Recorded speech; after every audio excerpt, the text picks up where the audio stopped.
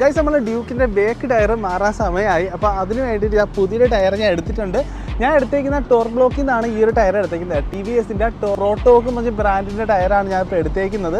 അപ്പോൾ ഈ ഒരു ടയർ ചൂസ് ചെയ്യാനുള്ള കാരണം എന്താണെന്ന് വെച്ചാൽ ഇതിൻ്റെ ഗ്രിപ്പിംഗ് ആണ്. അതായത് ഇതിൻ്റെ സെൻറ്റർ പോർഷൻ ഹാർഡും എഡ്ജ് പോർഷൻ സോഫ്റ്റ് ആണ് വരുന്നത്. ഞാൻ ഈ ടയർ ചേഞ്ച് ചെയ്യുന്നതാണ് ഇന്നത്തെ വീഡിയോ. ചേഞ്ച് ചെയ്യുന്നതിന് മുമ്പായിട്ട് ചെറിയൊരു പരിപാടിയുണ്ട്, കാണിച്ചു തരാം.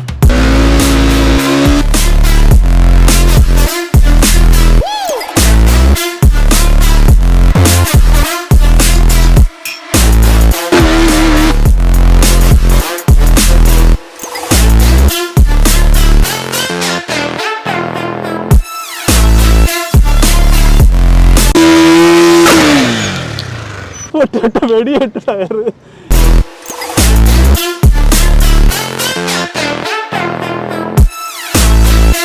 അപ്പോൾ നമ്മുടെ ടയർ ചേഞ്ച് ചെയ്ത് കൊണ്ടുവന്നിട്ടുണ്ട്. ഈ ടയർ എനിക്ക് തന്നത് നമ്മുടെ ടോർബ്ലോക്ക്